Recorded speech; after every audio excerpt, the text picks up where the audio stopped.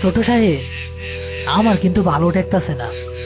মজিদ চাচা মানা করছিল, এই দিঘিতে রাত 12টার পরে মাছ ধরতে আসা মানা।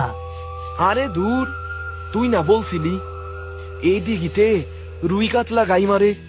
এখন ভয় পাইলে চলবো, টর্চটা নিভাহে রাখ, আলো দেখলে মাছ পালায়। মাছ পালায় না ছোট সাহেব, আলো দেখলে ওরা আসে। হ্যাঁ, ওরা মানে কারা? আহ, যারা পানিতে থাকে।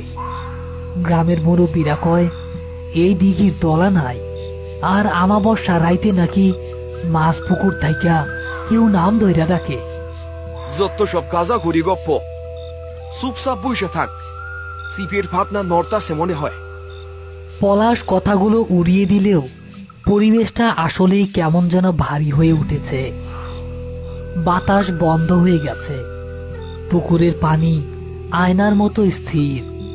কিন্তু হঠাৎ করেই পানির মাঝখানে একটা বড় বুদবুদ উঠল। ভক করে একটা শব্দ হলো,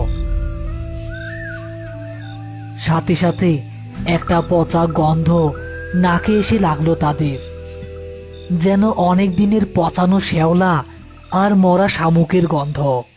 কিরে গফুর, একটা গন্ধ পাইতাছস?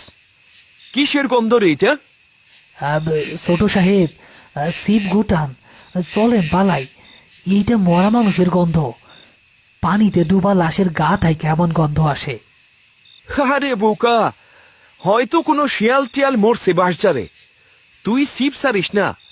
এই দেখ, আমার ভাবনাটা কেমন যেন নড়তাছে, মনে হইতাছে বড় কোনো মাছ ধরা পড়বো। এই দেখ, এই দেখ, নড়তাছে, এই টান দিলাম আমি। পলাশ এক হেঁচকা টানে ছিপ তুলল, কিন্তু বড়শিতে কোনো মাছ নেই। উঠে এলো এক দলা লম্বা কালো চুল আর একটা ভাঙা মাটির চুড়ি। এইগুলা কি? চুন? আর এইটা কি চুরি নাকি? ছোট সাহেব, ও ছোট সাহেব, ফালাইয়া দেন, এইগুলো ভালো জিনিস না। এই দিঘিতে বহু বছর আগে এক বৌডুবি হয়েছিল, তার লাশ পাওয়া যায় নাই। পলাশ বিরক্ত হয়ে বড়শি থেকে চুলগুলো ছাড়াতে গেল, কিন্তু চুলগুলো যেন জীবন্ত, তার আঙুলে আঠার মতো জড়িয়ে যাচ্ছে। হঠাৎ বাঁশঝাড়ের ভেতর থেকে একটা অদ্ভুত শব্দ ভেসে এলো, মনে হলো কেউ ভেজা কাপড়ে হাঁটছে। শব্দটা পুকুর পাড় থেকে তাদের পেছন দিকে উঠে আসছে। কে কে ওইখানে? কোনো উত্তর নেই, শুধু বাতাসের শো শো শব্দটা একটু বাড়ল।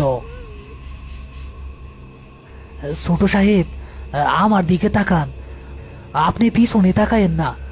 আমার নানায় কইছিল রাইত বিরাতে পিছে